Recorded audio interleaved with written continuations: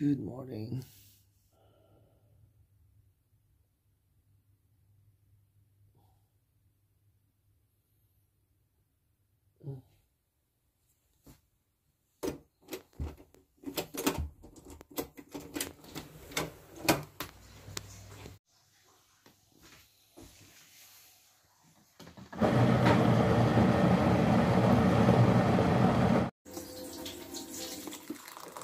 Talking dyan.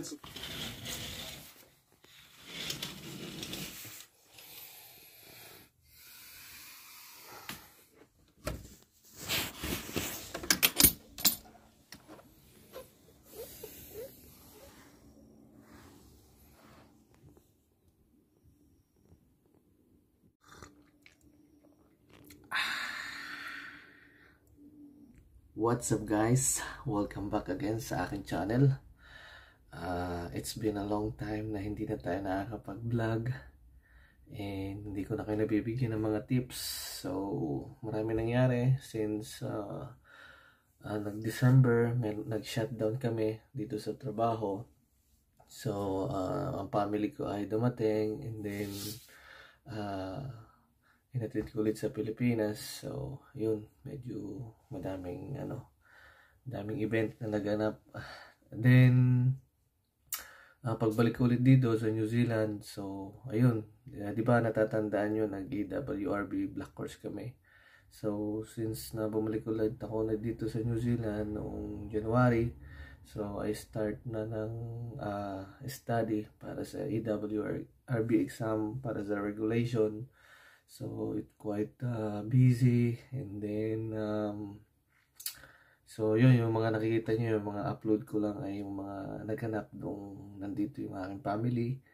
So para in-upload ko siya para meron din tayong mga remembrance na nakarating sila dito. And ayun, so yun nga, madaming nangyari. And then balik sa trabaho, so medyo nag-adjust ulit kasi matagal na natigil. So nagbakasyon nga tayo, so medyo nangapa ulit tayo doon sa mga ginagawa natin. So ganoon naman talaga lagi pagka nagbalik ulit tayo sa ating mga trabaho. So yun, anyway, so ngayon ay araw ng Sabado dito sa New Zealand, and nagpapahinga tayo at wala tayong pasok kasi nga pala yung mga nakaraan ay puro overtime tayo. Merong siguro 3 weeks na may Sabado kami. So from January, and then after that ng February, puro overtime kami. So after ng trabaho, aaral muna bago matulog, and then ganun ulit the next day. So medyo exhausted na tayo. So hopefully medyo meron naman natututunan. So ayun.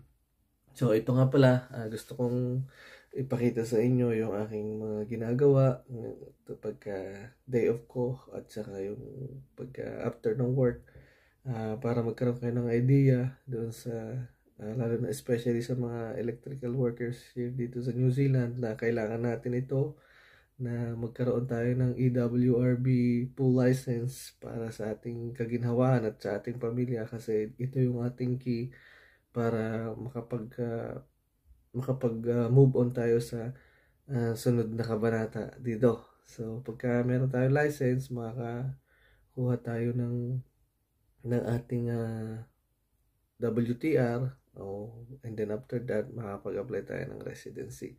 So madadala natin ang pamilya natin.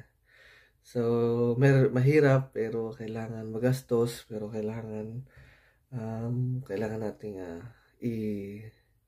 i-pursue para sa ikabubuti ng ating pamilya.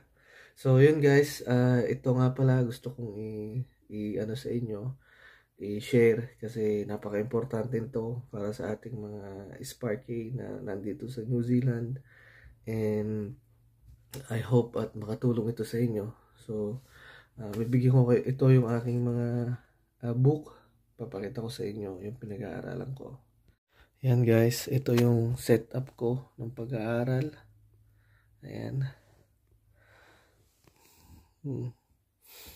Medyo magulo yung kwarto ko, hindi na nakakapaglinis guys. At kasi inuuna natin to at sana ay maipasa natin. Ito nga pala guys ang electrical installation na 3,000. Yan. So ito ang dami kong mga tagging, mga label. Yan. Section 1, Section 2, Section 3, Section 4, Section 5, Section 6, Section 7. And then every clause is mayroon tag. Ayan, may highlights. Ayan, may highlights siya kasi yun yung pinaka the best way para mas madali mong mahanap dito sa libro yung exam natin doon sa EWRB. Ayan, section 1, section 2, section 2, and then section 3 kasi by section yung exam natin dito sa EWRB. Section 3, section 4. Yan. So ito yung ating mga pinag-aaralan. Dito yung mga table.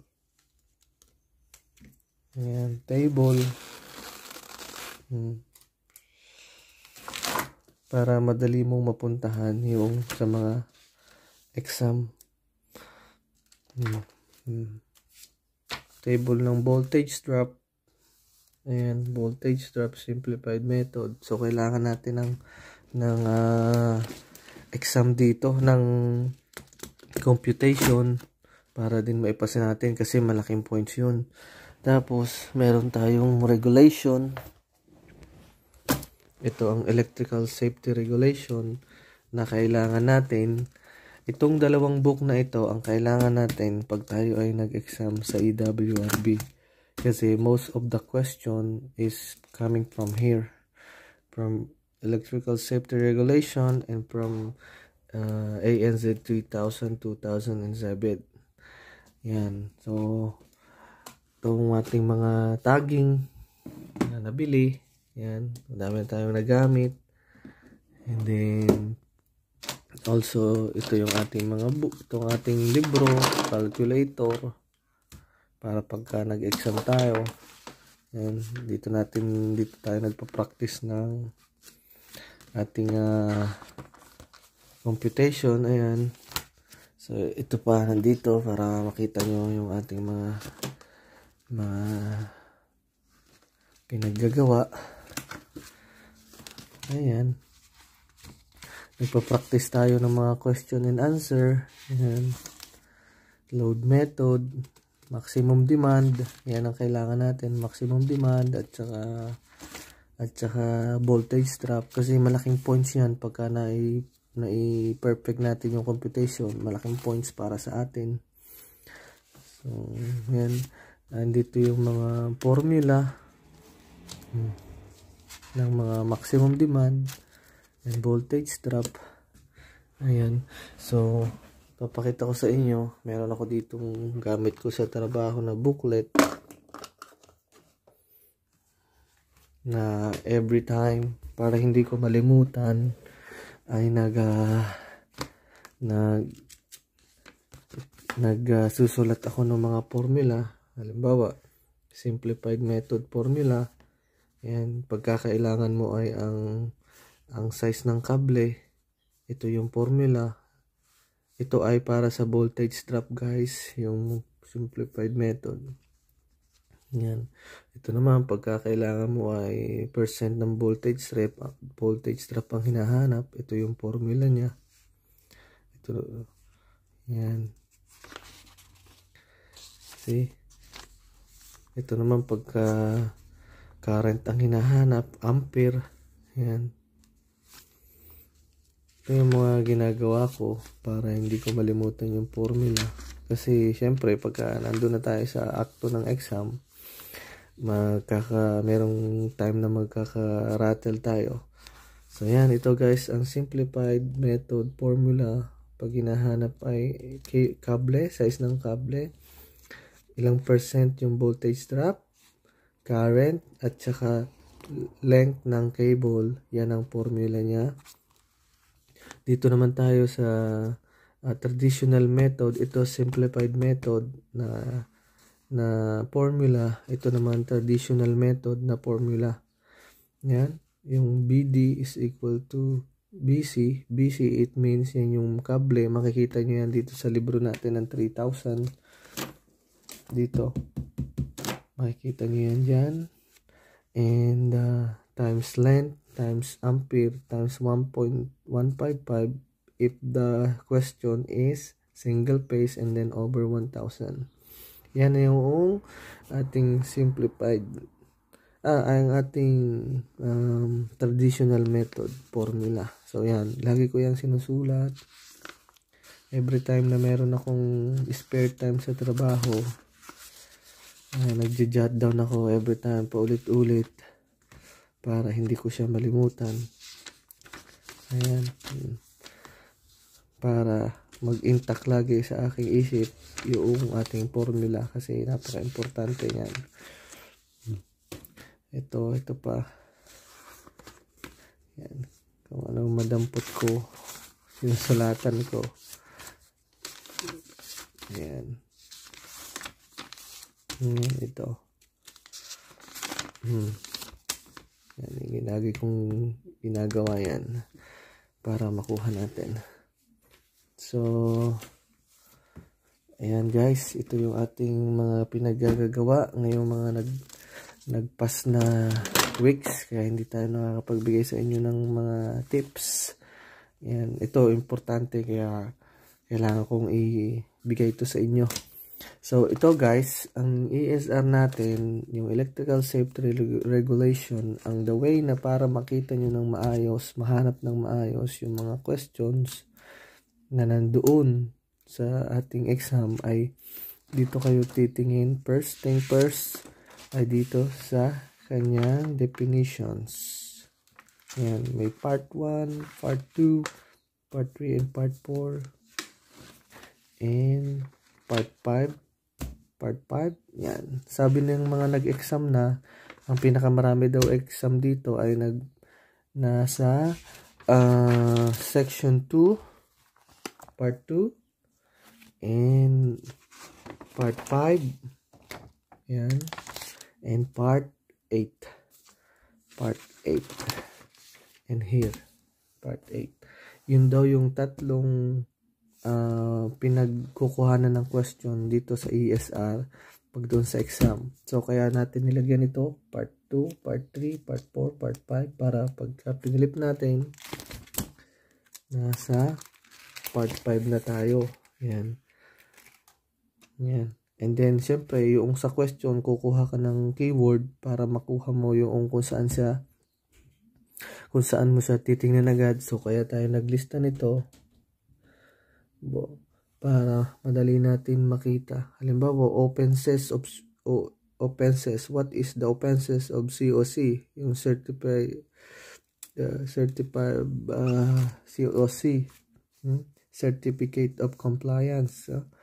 Offenses of relating of Certificate of Compliance. So, nandito na agad tayo. Makikita nyo kung ano ang offenses na kapag ka lumabag ka sa ganong law, makikita mo kung ano ang penalty. Yan. Kung magkano ang babayaran mo. Yun ang meron dito. Meron halimbawa, ang tanong penalty. What is the penalty of level 1, level 2? How much is the penalty? See, makikita mo diyan, no? Penalties, level 1, level 2.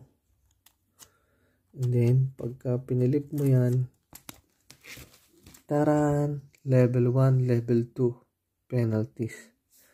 Makikita mo, in the case of individual, a fine not exceeding 2,000. In case of other case, fine not exceeding 10,000 para sa level 1 penalty.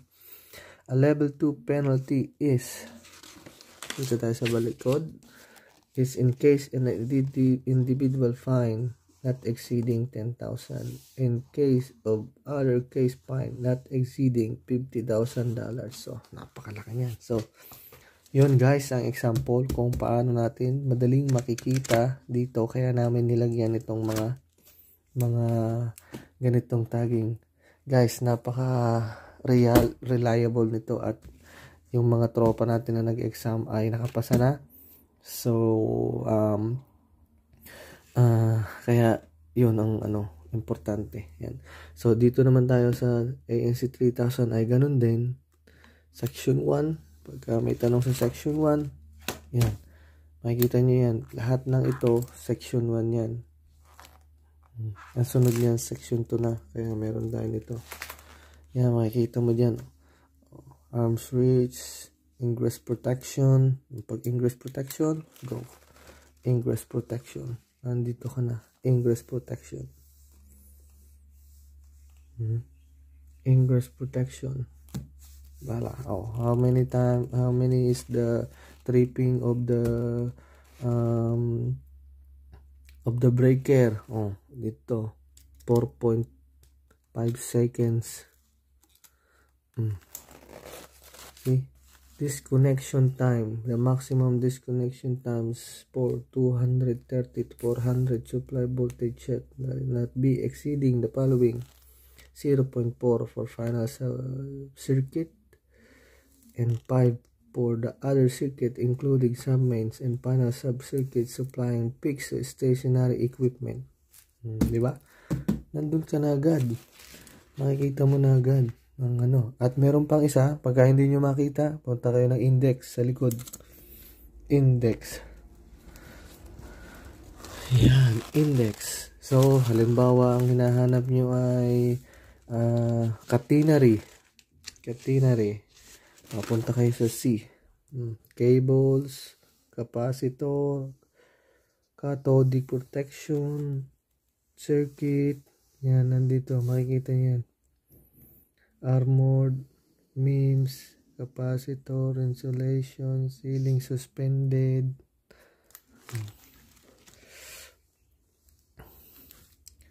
Yan. Ito sa flexible, heating, number, MEMS neutral screen, capacitor, catenary, see? Catenary, clearance per, earthing, supports, wiring up. Diba? Makikita nyo rin yan. Halimbawa, hanapin natin ay RCD. Let's go to R. It's related in RCD. Let's go to R. In R. See? RCD. Residual current device. And then, pupunta ka sa close 2.544. Yun. Mapupuntahan mo na yun. 2.544. Oh, balik ka. Section 2. 2.5 4. Tama ba? Let's say RCD. RCD. RCD, RCBO. Yeah, RCD. Types of RCD. NC reported RCD. Protection by RCD. See? Madaling mahahanap. So, yun guys. Yan yung ating mga pinagkakaabalahan dito ngayon sa New Zealand. And, malapit na tayo mag-exam. Hopefully, makapasa tayo. And, babalita ako kayo pag nakapasa tayo. Para, meron kasi dong ibinibigay ng examiner pagka kung saan yung mga hindi mo nasagutan, binibigay nila. Ngayon, kung alin yung mahirap, yun yung kasing usually na hindi masagutan, yun din yung sabi ng mga tropa na nag-exam na. Kaya binigay sa amin para matingnan namin dito sa libro para magkaroon ng idea yung mga susunod na mag-exam. So yun, finger cross tayo at sana makapasa tayo. At ayun, para makapag-usad na tayo, makapag full license tayo. Kasi after ng regulation, mag-chuchuri pa tayo. And yung exam na yun, pag naipasa natin yung theory, practical na lang. Yung practical naman, madali lang naman yun. Kaya, kasi hands-on yun. So, may 100% na makakapasa tayo doon kasi lagi naman natin ginagawa yung trabahong yun. So, ayun guys. At ito nga pala yung nakakatulong sa akin na kumakain ako ng mga nuts para yung mga brain cells ko ay mag-generate ulit kasi wala na tayong brain cells. Naubos na. Tumatanda na tayo kaya hindi na masyado nakakapagano ng pag-aaral. Kasi ngayon lang ulit tayo nag-aaral. Matagal na yung nawala sa isip. So, kailangan ulit natin bumalik kahit ayaw natin. Kailangan mag-aral. Yan, lagi ko din yung binabasa. Yan yung section by section para matandaan ko kung anong section ng section 1, section 2, section 3, section 4, section 5 para naiintindihan ko kung ano yung naando sa section na yon. And then tapos yan binigyan tayo ng tropa ng way ng computation para makuha mo yung mga tanong na yan kasi ganyan daw usually yung itinatanong doon sa AWRB. So, pinag-aaralan din natin yan para maano natin. So, sa computer, meron din tayo diyang mga questionnaire. So, sinasabayan natin para compute tayo dito para matandaan natin lalo at makapasa tayo. So yun guys, pasensya na kayo, magulo yung ating kwarto at kasi hindi nga tayo makapaglinis. Yun guys, hanggang dito na lang at sana ay makatulong itong video ito sa inyo at para magkaroon kayo ng idea at kasi kailangan natin to. Tapos huwag nyo na masyadong patagalin ang pagkuha ng exam or pag-aaral kasi kukuhanin nyo din naman yon tapos nagmamahal ang mga bayarin. Kaya habang mura pa ay kumuha na tayo. Tapos ang isa pa ay ang tagal ng interval ng mga block courses kaya medyo mahirap. Baka matapos na yung taon natin dito hindi tayo makakuha, sayang. Pagka may full license tayo, madami tayong opportunity, madaming kukuha sa atin, madaming pag-asa na gumanda ang buhay natin at especially pwede tayo pumunta ng Australia kung gusto natin na mas malaki ang sahod, pwede tayo doon basta ang mahalaga meron tayo ang full license kasi merong exam ng IELTS doon ay kaya naman natin yun kasi dito nakakasabay tayo sa mga English na kahit napabalok-baluktot nakakagawa tayo ng English gayon na lang at ako'y mag-aaral pa. See you in my next vlog.